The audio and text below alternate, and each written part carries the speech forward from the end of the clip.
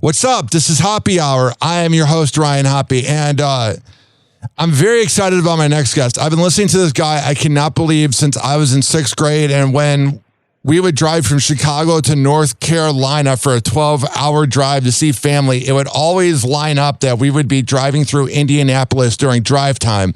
And every time I asked my dad if he could turn on the Bob and Tom show, and it was one of the few things me and my dad had in common. And if you would have told me 20 years ago that Tom Griswold of the Bob and Tom show would be on Hoppe Hour, I'd be very excited. So on the show is Tom Griswold from the Bob and Tom show. What's up, man?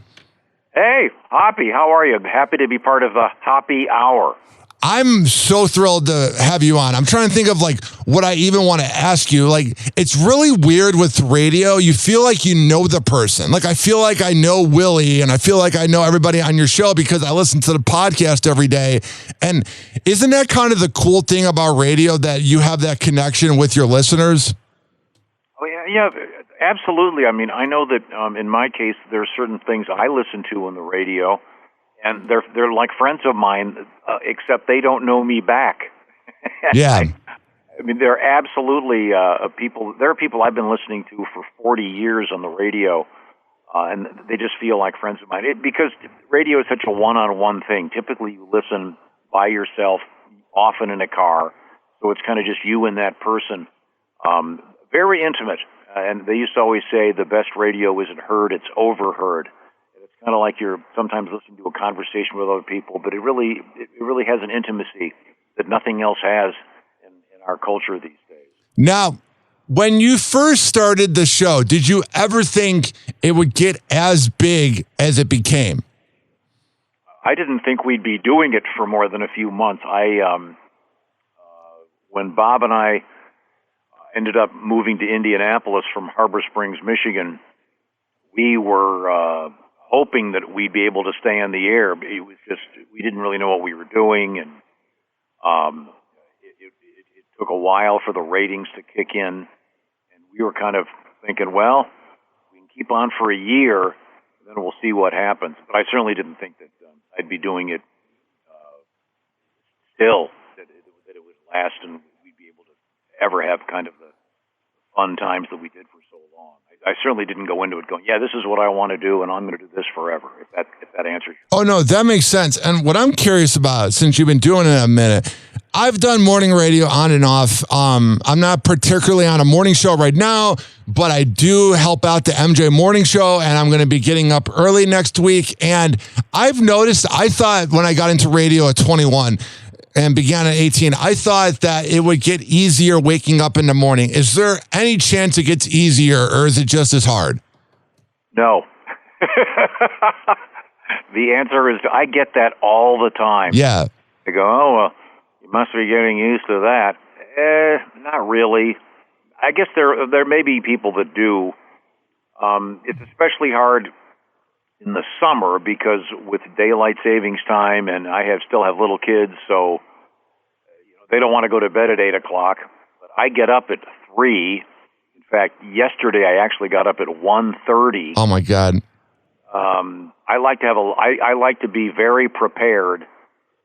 So I'm in the building before 4, and we usually go on at 6. And then I will have done a lot of prep the day before. But to answer the question, I don't know. I don't really get used to getting up early. On the weekends, I'll sleep till 6, which is like, whoa, Rip Van Winkle. Yeah, I don't know. I just find you don't get used to it because the rest of the world kind of operates on a certain time schedule. And you're just slightly off. And no one really gets it when you go, well, I don't really want to have dinner at 8 o'clock because I'm going to be getting up in 6 hours. So the answer is no. I don't get used to it, but after all these years, I still do it. I think the hardest part for me is social situations. So like, let's say I've been up since 4, and then I'm not really a nap person. I'll either work out or do things to keep my mind active, but it's more like if it's a Friday night, and I don't really drink anymore, but in my mid-20s when I would go out to a bar and it's going on, I've been up 21 hours and all my friends have only been up like 15, 16 hours. To me, that's where it gets weird is I have this thing where I'm almost embarrassed about how tired I am. Like it's always when I'm tired is when I get recognized. I never get recognized when I get a full night's sleep and I'm dressed well. It's always when I'm really tired, Tom. People are like, oh, you look so tired, Hoppy. I'm like, yeah, I've been up since 4. Yeah, you're exactly right. I couldn't agree more. Every aspect of everything you said is 100% true. I do take an occasional nap. Not every day. I did yesterday, and because as I said, yesterday I got up at 1:30 in the morning, so I was pretty tired. Try to limit the naps. The doctors say to about 20 minutes, but I can typically fall asleep anywhere, anytime. I could hang up the phone right now and go to sleep immediately. Yeah, you're correct about you're a little bit off kilter, especially in social situations. Absolutely. I think the other thing, tell me if you get this. People expect Tom Griswold to be on. And to me, I'm an introvert. So like I could be on during my podcast, but if I'm out and about, my friends will try to promote me to other people and be like, oh, this is the radio guy. And I have this thing. I am so embarrassed about it, Tom. I don't know if you ever get this. Like, I would rather have nobody know who I am than have to like play the character, because then I feel like people are like, well, you're boring. And it's like, no, I'm just tired. Yeah, that's also true to a degree. I don't really get asked to turn it on. I sort of stay kind of up and attentive whenever possible, but I'm fairly low key. I try not to be recognized. Although, you spend your whole life going, look at me, look at me, look at me, look at me. And if someone says, hey, I like your stuff or whatever, you acknowledge it. And certainly go to an extra effort to be pleasant all the time, which is good no matter who you are or what you do. But sometimes I will just say, I am way too tired to be even engaged in a conversation or to even be listening. When I get tired, I find it very hard to listen. I get picked on a lot for that by the people in my life, particularly my family. Now, what I'm curious about, you began in radio where there was no TV cameras, unless it was like maybe you're doing a morning show piece. And then you guys had the show on WGN America 15 years ago. And now you guys do videos on YouTube. Do you miss when there were no cameras, or do you like being on camera? The thing is, the way we have it set up, you don't even know you're on camera. There are, the cameras now are the size of baseballs or smaller. I'm looking around this room I'm sitting in right now. There's a whole bunch of cameras. I don't even notice them. And the primary thing that we're doing is a radio show. But in the world we live in, there is a visual component to everything, pretty much. And of course, everything is on the internet and everything is on smartphones, et cetera, et cetera. I recently read, I think it was in the Wall Street Journal, that something like 60% of podcasts are listened to with a visual component. In other words, people are watching them, although they're kind of half watching them. They might have, I guess the point being, everyone is kind of providing a video. So I think the stats are something like pre-COVID, I don't think YouTube was really that much of a source for podcasts. I believe that's now the number one source. Well, so the cameras are on. I don't think about it much. We don't really play to the camera much. Every once in a while I'll go. This morning I'd received a last-minute photograph from somebody on our show who's out of town, and I held it up to the camera. Comically, you have to be kind of careful. One time we were doing something on the air, and I grabbed my phone and proceeded to type in my code, and immediately I got an email. Hey, Tom, your code is 64, whatever. Whoops.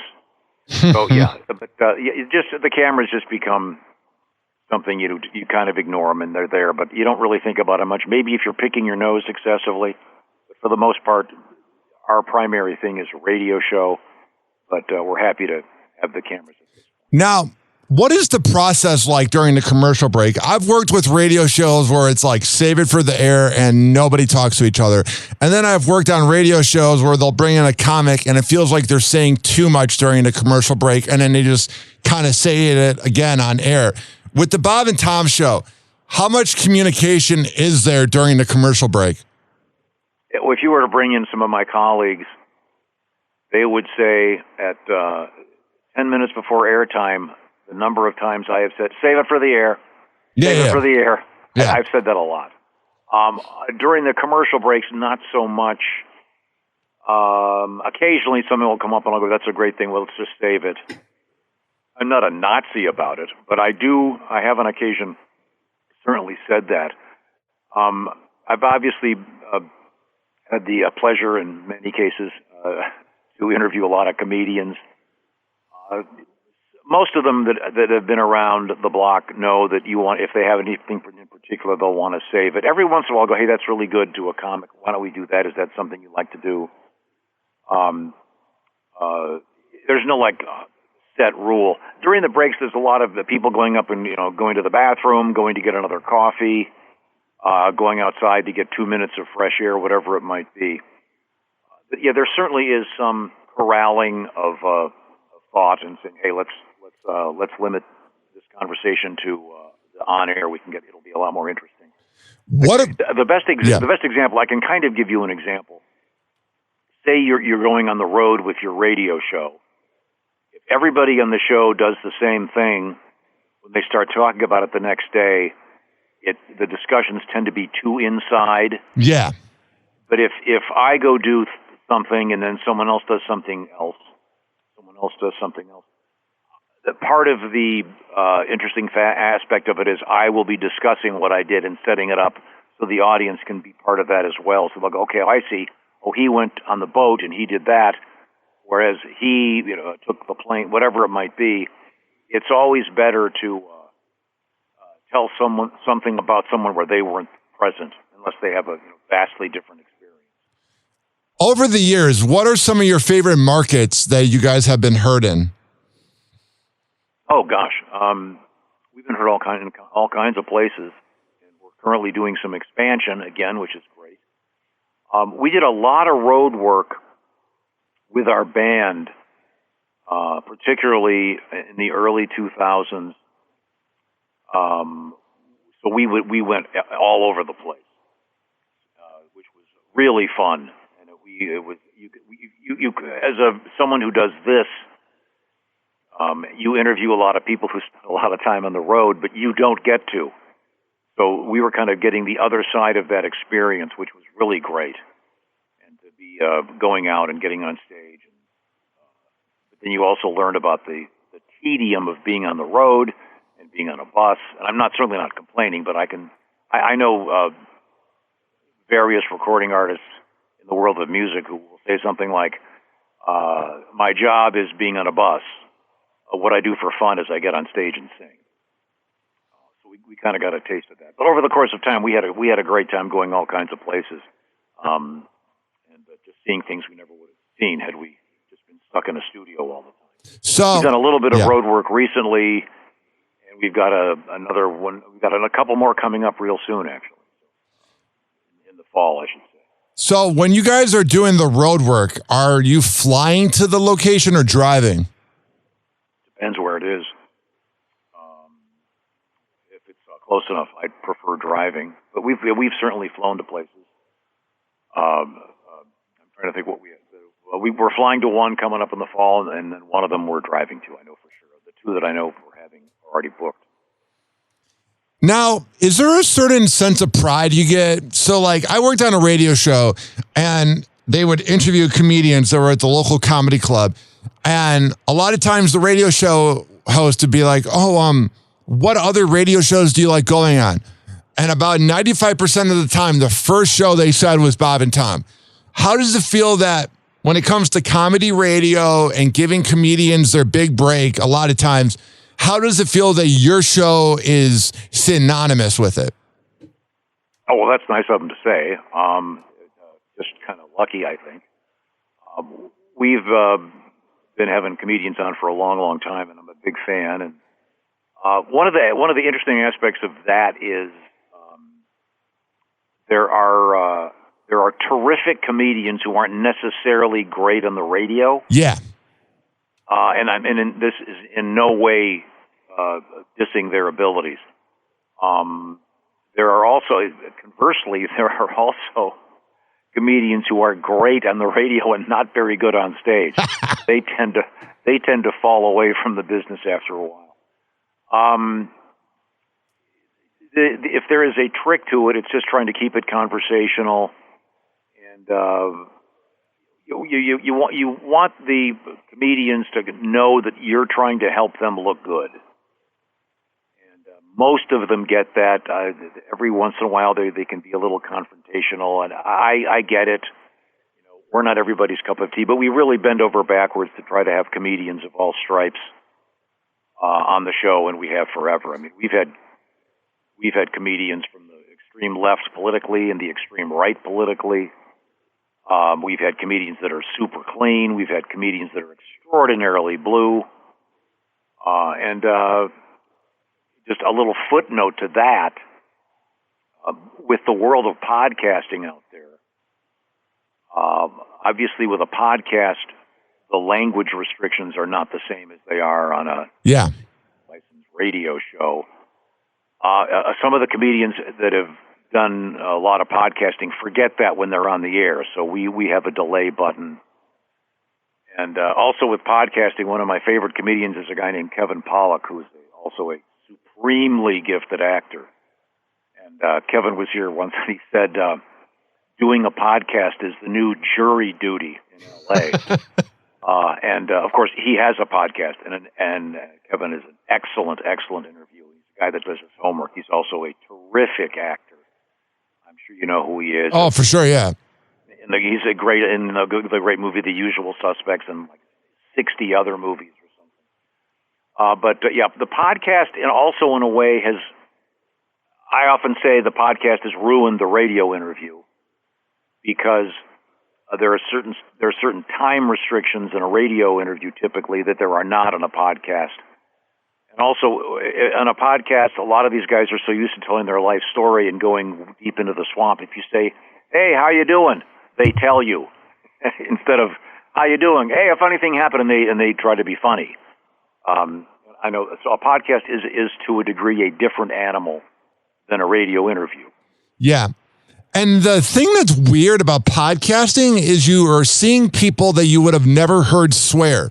What I mean is, like, if you watch LeBron James's, one of his 4 podcasts, the guy swears on there. And think about it. If you would have done a radio interview on ESPN radio 20 years ago, he's not swearing. There's just this weird thing that happens where, to me, it's weird when you see famous people swear, because you would have not seen them swear on, let's say, David Letterman 20 years ago. Yeah, but you can sure see him swear if you're courtside at an NBA game. The other aspect of that, by the way, is all you kids listening, okay, you can say the F word on a podcast. You don't have to say it every sentence. Oh, for sure. And there are certain people out there that, I mean, it's embarrassing. It loses all of its power. If you are going to be in a sphere where cursing is okay, it's a lot more effective when used very selectively. Just so many of the podcasts you'll hear that's like every other word is, okay, we know your mom's heard you do it too. Cut it out. Boring. Now, Tom. It's not my cup of tea. I just think it's, and believe me, I ask my kids, I curse all the time, but I try to use it sparingly so it's a lot more effective.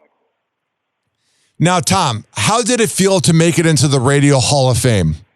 Well, that was nice. I wasn't really expecting it, but it was a nice honor, and pleased to join a bunch of guys and ladies that are terrific. So, thanks. How would it have felt, let's say, in Bizarro World? How would it have felt not making it in? It's not something I don't think about stuff like that. Yeah. We've received a bunch of awards over the years, and it's not something I'm going, well, this year we got to win that. I try to just kind of do it every day and try to keep it interesting. And the beauty of this job is it's different every day. You're talking about different things for the most part with respect to what's happening in the news and what's happening in culture. And it stays fun. I think that it would be very difficult, for example, to be a stand-up comedian and be out there, and in some cases, you're doing the same act every night for a year. Yeah. You're doing the same, 60 to 90 minutes. And that's a different art form than whatever you call this. But that really would be hard for me to do that, I think. But this certainly stays fun. And also, it's a lot different than it was 40 years ago. People ask me that, and I'll say, well, I'll tell you what. When we were first on, your only communication with the audience, other than seeing people on the street, was the request line. Yes. And in those days, every other phone call was, hey, play more Ozzy. Okay, great. And then the fax machine arrived, and suddenly you'd get a letter like, hey, I was listening this morning, you were doing this story about neurosurgery. I'm a surgeon, and here's what you got right, here's what you got wrong, here's what you need to know. So there was suddenly this line of communication with people that actually had something to say other than play more Ozzy. And that has obviously evolved into a situation in which, with the internet and email and texting, et cetera, the ability to communicate instantly has changed the nature of what you're capable of doing on a simple radio show like ours. So it's in a way it's the same thing, but it's also a different world with a lot of different tools out there. Now, before I let you go, would I be able to get you to record a liner for my show? Sure. What do I have to do? It's I love that. It would be, hey, this is Tom Griswold from the Bob and Tom Show, and you're listening to Hoppe Hour with Ryan Hoppe. Sure. Let me see if I've got the words right. Hey, this is Tom Griswold from the Bob and Tom Show, and you're listening to Hoppe Hour with Ryan Hoppe. Tom, you did it on the first try. Perfect. Now, do you want me to try to do a dumb one? Sure. I'm going to do a takeoff on something that Gene Hackman did for us years ago. Okay. The actor Gene Hackman was here with us, and he was at the time filming the movie Hoosiers. And Mr. Hackman was a great guy. He could not have been any nicer or any cooler or more fun. He did a liner for us that I still have somewhere, and I'll do my version of it. Okay. Hey, hi, this is Tom Griswold from the Bob and Tom Show. You're listening to the Hoppe Hour with Ryan Hoppe. Why, I have absolutely no idea. Beautiful, Tom. Man, this is very surreal. That joke could be credited to Mr. Gene Hackman. Shout out to Gene Hackman. Now, before I let you go, how can people find your show? We are on the internet. Just if you Google Bob and Tom or go to bobandtom.com, we've got links. We've got a YouTube channel. We're pretty much fairly easy to find with all kinds of stuff. We have a podcast available of the show. Yes. It's not everyone's cup of tea, but if you want to check it out, you can certainly find it online. We get a lot of email, so if any of your listeners want to say hi and tell me how good your show is, by all means, it's Bob and Tom at bobandtom.com. And we literally get letters from all over the world, which is another odd aspect of contemporary radio these days.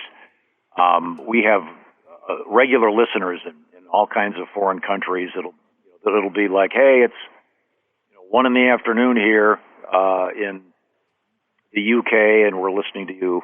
That's a really fun kind of thing, knowing that the idiocy that we're projecting into the airwaves is going worldwide.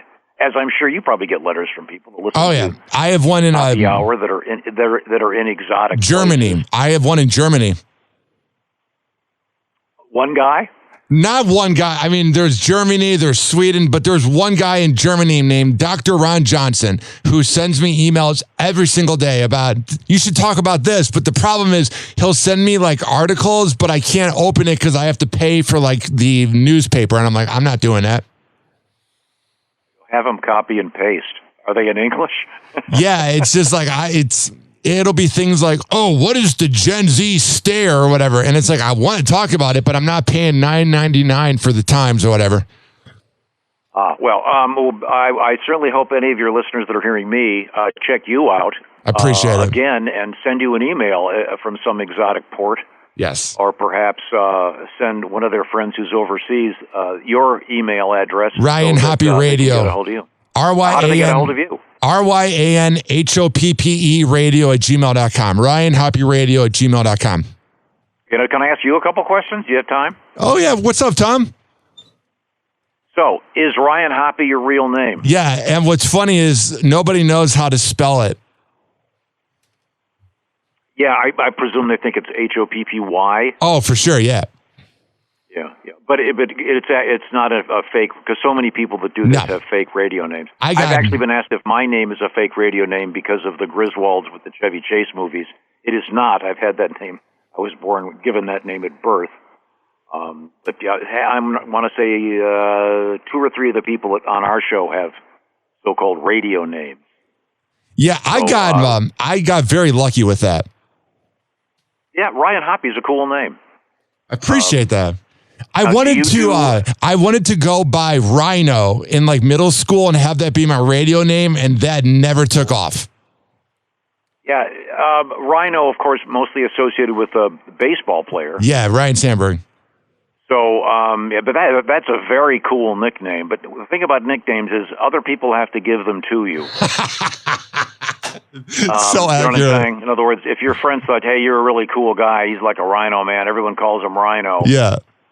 But if you pick it yourself, typically that doesn't work. It did not work, Tom. It seems forced. Did not work. And I don't know if you'd live up to it. So now, do you have any merch? I need to work on that. I had a Tampa Bay company that did that, but they went out of business. But yes, I need to work on a Hoppe Hour merch. Oh, sure. Did you have a decent logo? Yeah, I've actually, it's always been like a martini glass with fire in it, but now it's, I had AI make me this cool logo. That's the best part about ChatGPT is I don't have to pay graphic artists $200 and then wait 3 months for a logo. You know what I mean? Well, yeah, I'm lucky enough. We have a full-time art director. Oh, nice. So yeah, we do a little bit of merch, but it's we don't have to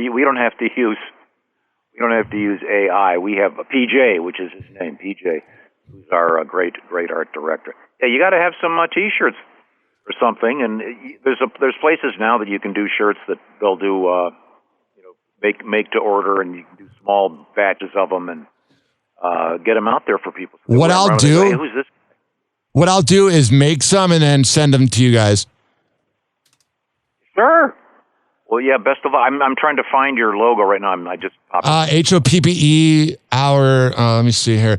It's on my website. I got a bunch. Happy Friday. That's me. Question. Oh my God, you're playing my show. Cell phone / laptop repair shop on 34th Street. That's me. Right by. All right, I'm getting all shy now. Why did it take you guys 12 days to fix my laptop? That was bad. Man, funk that. Then I have my intro. I'm hearing your show now. I know, this is weird. We will. I'll get into that after that. All right, we don't have to play my show. Is that me? No, that's okay. That's how odd is that? Okay. That was very. That was the perfect way to end the interview. A cluster of audio. I don't know what that was. It was playing me, but I don't know what the hell that was. But now you get to hear my normal show. There you go. Okay, well, it's good talking to you, Ryan. Best of luck, and if I can do anything for you, be sure to contact me. You got my phone number. I will. I'm going to be in Chicago at some point again because that's where I'm from, and maybe I can drive over to Indianapolis because I don't mind to drive. I've always loved Indianapolis because we used to drive through it to go to Winston-Salem and we would pick up. I would actually look up what your affiliates were in Indiana, so we would pick up one in Fort Wayne if we were and we would just listen while in Indiana. Like me and my dad could not stand Opie and Anthony. He didn't like the other shows I liked, but he adored Bob and Tom. So this is very cool. Oh, he must have been a very cool guy. I All right, Ryan, well, appreciate it. thanks. Best of luck. Hope right. to meet you in person soon. Perfect. Thank you, Tom. Sure. See you later. Bye. And that was Tom Griswold from the Bob and Tom Show, as he called into Happy Hour. That was very weird how my show began playing. Well, if you want to hear more of my show, it's not hard. It's not rocket science. Go to every single major platform that has a podcast and search up Hoppe Radio, Hoppe Radio. This has been Happy Hour. Goodbye. TikTok, clocks a juke, we're playing cruel pranks. Hoppe's hour almost done, feels like robbery in banks. Ryan Hoppe on the mic, dropping wisdom in streams. Syndicated sorrow, now it's time to shatter dreams. Oh, the Happy Hour is coming to a close. Radio waves fading like a wilted rose. Laughter and joy dissolving in the air, but we'll keep the rhythm. Oh, life's just so unfair.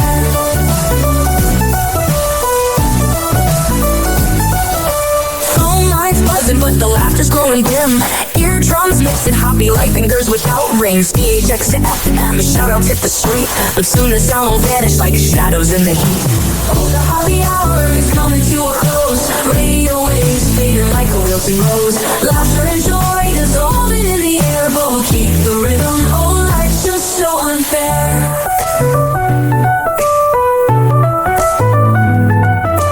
Phone lines buzzing, but the laughter's growing dim. Eardrums mixing Hoppe like fingers without rings. DHX to FM, shoutouts hit the street, but soon the sound will vanish like shadows in the heat. Oh, the Happy Hour is coming to a close. Radio waves fading like a wilting rose. Laughter and joy dissolving in the air, but we'll keep the rhythm. Oh, life's just so unfair. Oh, life's just so unfair.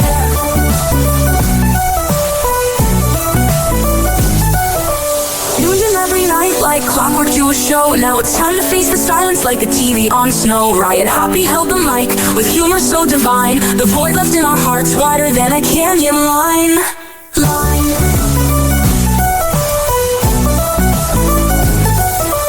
Empty speakers silent, I'm coming to an end like a roller coaster stopping round the river's bend. Hoppe's jokes and jabs, these are daily grind. Now silence louder than the thoughts we can't rewind. Oh, the Happy Hour is coming to a close. Radio waves fading like a wilted rose. Laughter and joy dissolving in the air, but we'll keep the rhythm. Oh, life's just so unfair. The Happy Hour is coming to a close. Radio waves fading like a wilted rose. Laughter and joy dissolving in the air, but we'll keep the rhythm. Oh, life's just so unfair. Happy Hour. Happy Hour.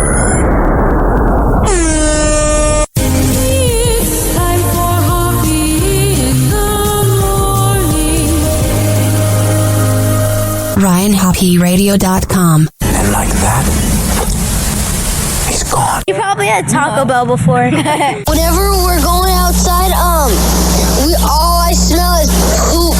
I'll kick you in the nuts and we'll call it a day. Happy Hour is now over.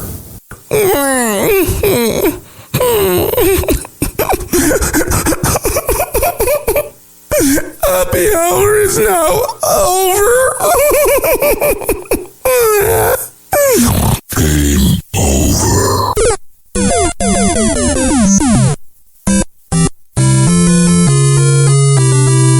This concludes our broadcast day. Good night, and God bless America. Doors closing.